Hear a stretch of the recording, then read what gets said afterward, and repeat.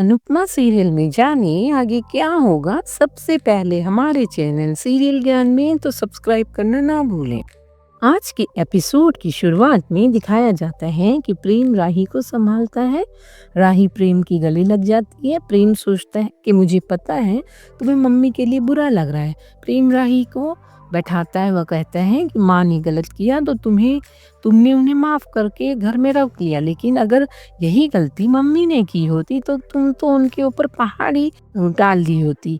उनकी आंखें जा सकती थी, लेकिन उन्होंने इस चीज को बड़ा नहीं बताया। राखी दुखी होने लगती है और कहती है कि मम्मी को बहुत तकलीफ हुई होगी, उन्हें तो ट्रॉफी भी नहीं दिख रही थी। ख्याति माँ की गलती तो जस्टिफाई नहीं हो सकती। मैंने उन्हें इसलिए रोका क्योंकि उनका इस परिवार के अलावा कोई नहीं है। प्रेम कहता है तो क्या तुम इसी तरह मम्मी को का दर्द नहीं समझ सकती।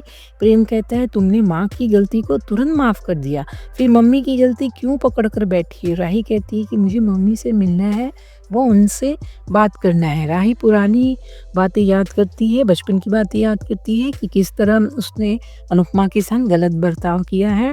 वह प्रेम को कहती है कि मैं उन्हें अपना मुंह भी नहीं दिखा सकती।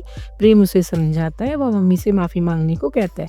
उधर अनुपमा को एक फोन आता है जो राही ने किया होता है। राही कुछ नहीं बोलती, लेकिन अनुपमा समझ जाती है।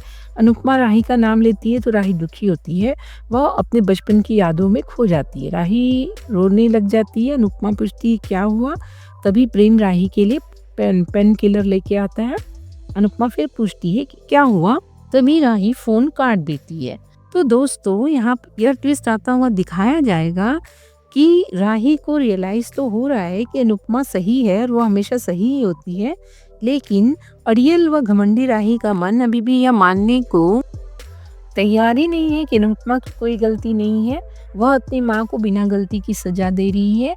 देखिए यह बात राही की मोटी बुद्धि में कब घुसती है। उधर अनुपमा परेशान होती है। तभी उसे किसी की चलने की आवाज आती है। अनुपमा घबरा जाती है और उसे गौतम की धमकी याद आती है। वह सोचती है कहीं गौतम तो नहीं है। अनुपमा बाहर आकर घर में देखती है, वहाँ रसोई में दूध का बर्तन खाली देखती है।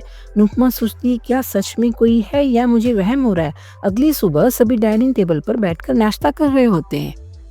अंश अनुपमा से कहता है कि मेरा दोस्त डॉक्टर है, वो उसके हॉस्पिटल में बहुत अच्छे सर्जन है, भारती दी को एक बार वहां दिखा लेना चाहिए। अनुपमा उसको अपने दोस्त से बात करने को कहती है। जसप्रीत भी हाँ एक बार दिखा लेना चाहिए कहती है। अनुपमा कहती है मैं आज ही भारती को लेकर वहां जाती हूँ। इसी बीच बाबूजी किंजल से पूछते हैं क्या हुआ। किंजल कहती है मुझे पूरी रात नींद नहीं आई, ऐसा लग रहा था कमरे में कोई है। अंश कहते हैं हाँ मुझे भी ऐसा ही लग रहा था, जैसे घर में कोई घूम रहा है। अनुपमा भी अंश से सहमत होती है। तभी लीला कहती है तभी कल दोपहर का खाना गायब हो गया था, आज सुबह दूध भी कम था। सरिता कहती है लगता कोई भूत है। जसप्रीत कहती है हाँ भूत तुम्हारे साथ सेल्फी लेने आया होगा। बाबूजी कहते हैं लीला के होते हुए इस घर में भूत आ ही नहीं सकता। सरिता कहती है क्यों लीला जी को भूत भगाना आता है। बाबूजी कहते हैं नहीं, जैसे एक म्यान में दो तलवार नहीं रह सकती, वैसे ही लीला के होते हुए इस घर में भूत नहीं आ सकता। सभी हंसी मजाक करते हैं। प्रार्थना कहती है कि कहीं ये कोई साइको किलर तो नहीं है। अनुपमा कहती है ये कोई मामूली बात नहीं है, सबकी एक साथ ऐसी गलतफहमी सभी को नहीं हो सकती। जरूर घर में कोई है जो सामने नहीं आ रहा।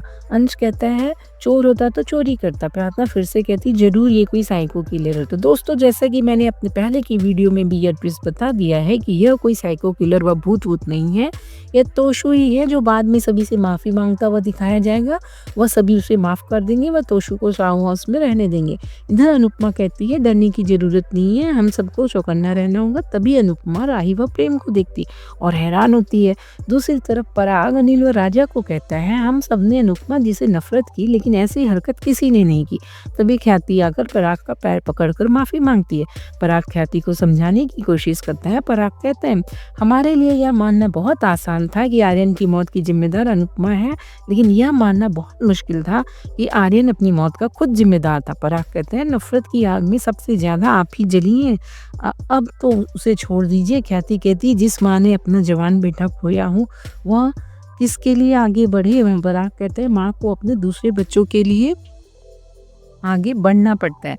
यह आप अनुपमा जी से सीखिए, उन्होंने भी अपना जवान बेटा खोया था। ख्याति चौंक जाती है। दूसरी तरफ राही हाथ जोड़कर अनुपमा से माफी मांगती है। ये देखकर सभी हैरान होते हैं। अनुपमा राही से पूछती है, क्या हुआ, तुम ठीक तो हो? राही आई ड्रॉप का नाम लेती है, सभी हैरान होते हैं। जसप्रीत पूछती है, कहीं तुम फाइनल वाले आई ड्रॉप की बात तो नहीं कर रही हो? राही कहती है, मैं यहाँ माफ़ी मांगने आई हूँ। मैंने सबके सामने गुरूर दिखाया था, तो अब माफ़ी भी सबके सामने मांगूंगी। राही सभी को बताती है कि वो आई ड्रॉप मम्मी ने बदली थी। यह सुनकर सभी हैरान होते हैं। लीला कहती है, अगर अनुपमा की आंखों की रोशनी चली जाती तो? बाबूजी कहते हैं, ये उन्होंने बहुत गलत किया। लीला कहती है, अगर ये हरकत अनुपमा ने की होती तो तुम उस पर गुस्सा करके उसे दूसरे शहर भेज देती। सभी लोग राही पर गुस्सा करते हैं। राही कहती है, मैं उनका पक्ष नहीं लूंगी, उन्होंने गलत किया है। सभी उनसे नाराज हैं और पापा उन्हें घर से बाहर निकाल दिया, लेकिन मैंने उन्हें रोक लिया। बाबूजी कहते हैं, काश तूने अपने माँ को भी रोक लिया होता। राही कहती है, मैं उनके दर्द को समझ सकती हूँ, इसलिए उन्हें रोका। राही सबसे माफ़ी मांगती है। डांस रानी अपना गुस्सा व्यक्त करती हैं और ख्याति को पुलिस को देने की बात करती हैं। तभी अनुपमा सभी को रोकती है और वो कहती है, मैं ख्याति जी को माफ़ कर चुकी। सभी हैरान होते हैं। अनुपमा कहती है, मेरे मन में ख्याति जी के लिए बिल्कुल भी गुस्सा व नफरत नहीं है। लीला कहती है, क्यों नहीं है? अनुपमा कहती है, वो एक माँ है, वह बेटे की मौत का सदमा सह नहीं पा रही है। लीला कहती है, तो घर में बैठकर रोना चाहिए ना, ऐसे दूसरों की आंख खोलने का क्या मतलब है? अनुपमा कहती है, उन्हें माफ़ करना मेरी मर्जी है। प्रेम कहता है, ये कोई छोटी मोटी गलती नहीं थी माँ। अनुपमा कहती है, तो क्या करूं, अपनी ही समधियों के खिलाफ पुलिस में कंप्लेन करूं, अपनी ही समधियों के मान सम्मान व इज्जत को समाज में उछालूं, अपनी ही बेटी के ससुराल में कलेश करूं। जसप्रीत कहती है, तुम्हारे माफ़ करने से क्या होगा? अनुपमा कहती है, शायद वह संभल जाए। रिश्तों में दिमाग से नहीं दिल से सोचना चाहिए। उन्हें अपनी गलती का एहसास हो गया है, यही बहुत है। बाबूजी कहते हैं, ख्याति खुद माफ़ी मांगने क्यों नहीं आई? अनुपमा बताती है कि ख्याति पहले ही उससे मिल चुकी है। अनुपमा राही को कहती है कि तुमने ख्याति जी को रोककर सही किया, उन्हें कहना कि वो इन सब बातों को भूल जाए। राही अनुपमा को थैंक यू कहती है। अनुपमा खुश होती है, वह राही को गले लगाने को सोचती है तो राही पीछे हट जाती है। यह देख अनुपमा दुखी होती है।